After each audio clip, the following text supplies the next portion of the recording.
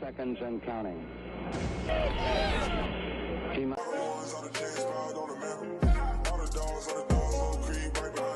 Hello guys, and welcome back to another Clutch City Entertainment video. This is Jacob. We're talking about the Houston Texans today and the possibility of them drafting CJ Stroud. Some leaks have come out recently about CJ Stroud's testing numbers on the S2 tests, and they weren't great. They're pretty low. There was a leak today that said that he scored an 18, or 18 percentile. So it's not, I don't really know how the scoring works on him, but that's not great.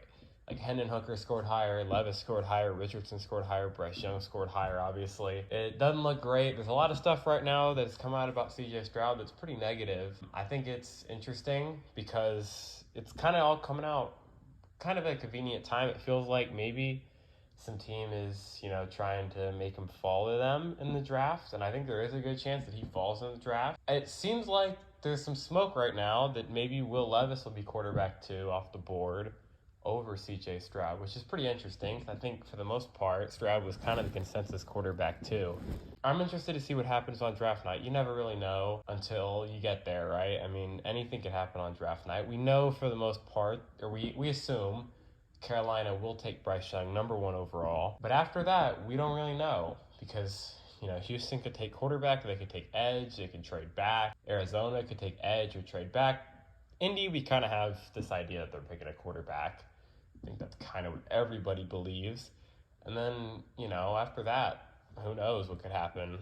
You got to get to draft day. We're, I want to say 6 days away now. I mean, and I have no idea what the Texans are doing. You got to think it's Will Anderson, Tyree Wilson, Stroud, which was actually mentioned by Lance Zierlein today that he thinks those are the only 3 that could possibly be picked at number 2, and I would tend to agree with that. I think those are the guys that would be considered, and I think Stroud is in big consideration for that pick, even with the low scoring, and I don't think the Texans value the S2 scoring too much, and I would be interested to see if they still take Stroud. I think there's a lot of possibility up in the air about that. I would lean right now towards Will Anderson being the pick, I think.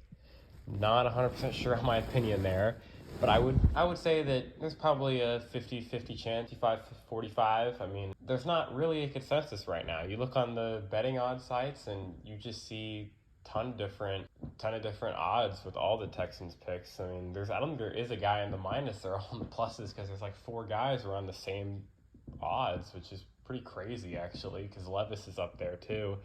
I wouldn't rule out Will Levis for the 2nd overall pick, but I think more than likely if they're going to pick a quarterback, it will be CJ Stroud. And I mean, there's a lot of, I think people have kind of been weary about CJ Stroud for a while, especially with the fit with the Houston Texans. After, he shares the Washington agency, he plays in an offense at Ohio State that has a ton of weapons around him, and I know people are scared of that. It doesn't really bother me, but I know some people are bothered by it. I think it's at least something you have to entertain while you're watching his film. I still am fairly high on CJ Stroud. I think I would take Anthony Richardson over him, but I think CJ has, he has elite ball placement. He's very accurate. I think he's a smart quarterback, but I also worry about him adjusting to the NFL level now, especially with the S2 testing, which I think is pretty important. Basically, it's a processing test for the people that don't know. They kind of just throw stuff at you and see how fast you react to it, I believe. And so it is fairly important as a quarterback because you're having to process stuff at a very high level to be successful at the NFL level. And to see him do very poorly on it is not great. You would want to see him around 80 range. Anthony Richardson scored a 79 on the S2 test, which is not an amazing score, but that is a very solid score. It's very good. Anything around the 80 range is considered pretty elite. Like Bryce Young scored a 98, which is absolutely ridiculous. I think that broke the record. So I never expected CJ Stroud to be at that level, but you would expect him to at least be maybe 70, 80 range, I would hope. And it doesn't seem like that is really what's happening with him. It seems like, I'm not sure how trustworthy the leaks are, but if he did score an 18, it's very concerning to me because there's never been a quarterback that scored really bad on the S2 test do really well in the NFL level. It is concerning to me, but I wouldn't be shocked if the Texans still pick him. The S2 test at the end of the day is not the end-all be-all for a prospect. If the tape shows you that has potential to be a really good quarterback, you take him. That's just kind of what it is at the end of the day. I mean, the tape never really lies, right?